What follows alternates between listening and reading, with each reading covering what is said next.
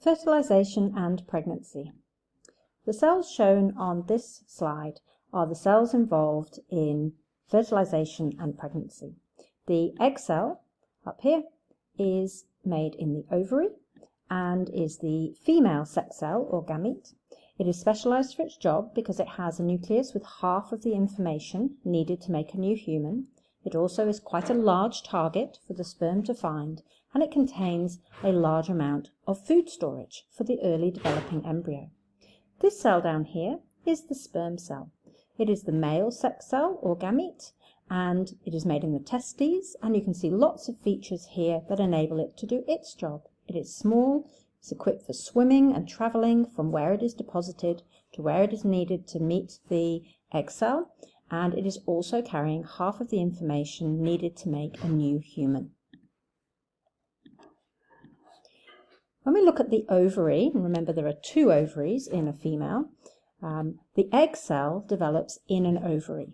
So you can see at the beginning here, egg cells are made by the surface cells of the ovary, and they develop inside a fluid-filled bubble called a follicle. And as the egg cell develops, the follicle develops too, and you end up with a fluid-filled sort of blister about 1 centimetre across on the surface of the ovary. When the egg is ready and mature, that blister bursts, releasing the egg cell, and that's going to be picked up by the fallopian tubes or oviducts and taken towards the uterus. What's left behind, so this bit here, which develops into this structure here, is going to release hormones that will help the uterus to develop, and if the egg cell gets fertilized, the uterus will be there to receive the fertilized egg, which would now be called a zygote, and be ready to support the developing baby.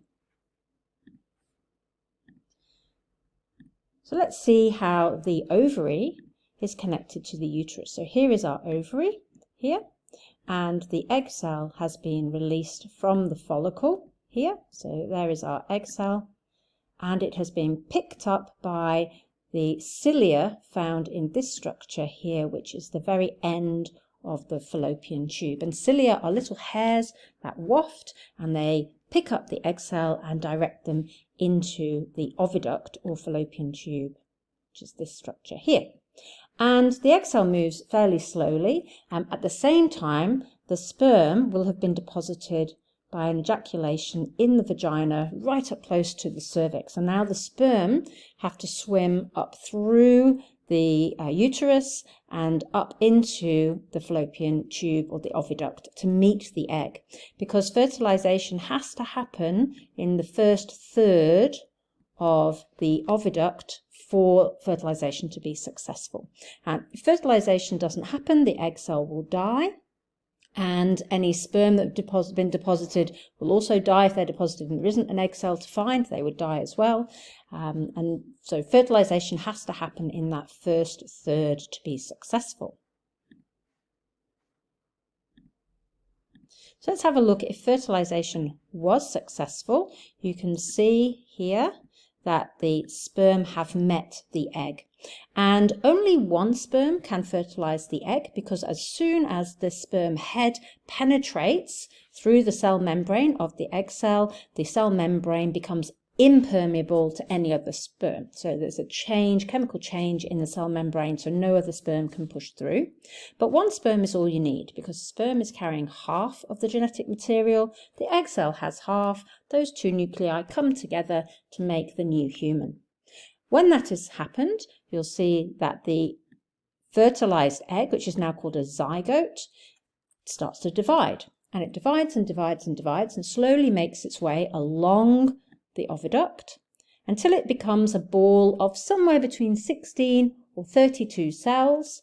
When it reaches that point, it is entering into the uterus, which is here, and will be able to sink into the lining, the thickened lining of the uterus.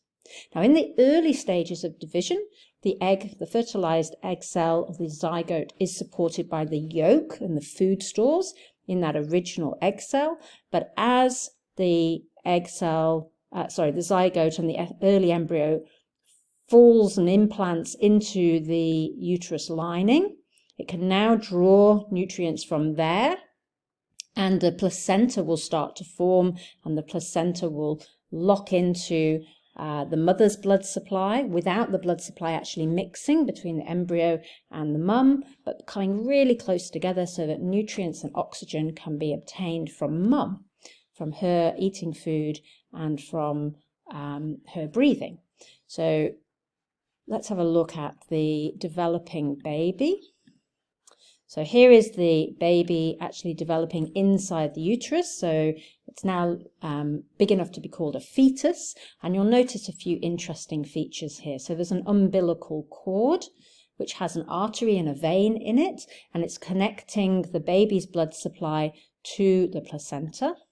The placenta has little finger-like projections which lock in very close to mum's blood supply, so you can have that exchange of dissolved food and dissolved gases. So the baby can give its wastes to mum, so that mum can get rid of those, and mum can provide dissolved things that the baby needs, maybe also including hormones and antibodies and things like that, to the blood supply of the fetus. Now there are other features too here. We've got an amnion, which has amniotic fluid. That's important for protecting the baby from any mechanical damage that the mum might sustain.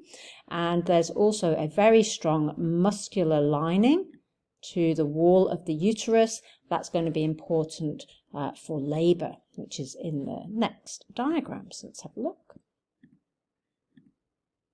So here is our diagram of labour in action, and labour requires really strong muscular contractions of the muscles in order to push baby out. And before labour, baby will have twisted itself so that most of the time baby is head down and ready to come out. The shoulders are the widest point. The cervix, the mouth of the uterus, pulls apart so that it's about 10 centimeters wide so that baby's head can come through, and rhythmical contractions in the uterus wall will allow baby to be pushed out. And the baby will come out still attached by its umbilical cord to the placenta. So baby doesn't need to breathe on its own until that cord is cut. But once the baby's lungs meet the outside air, baby will start to breathe. Usually that's accompanied by crying, but not always.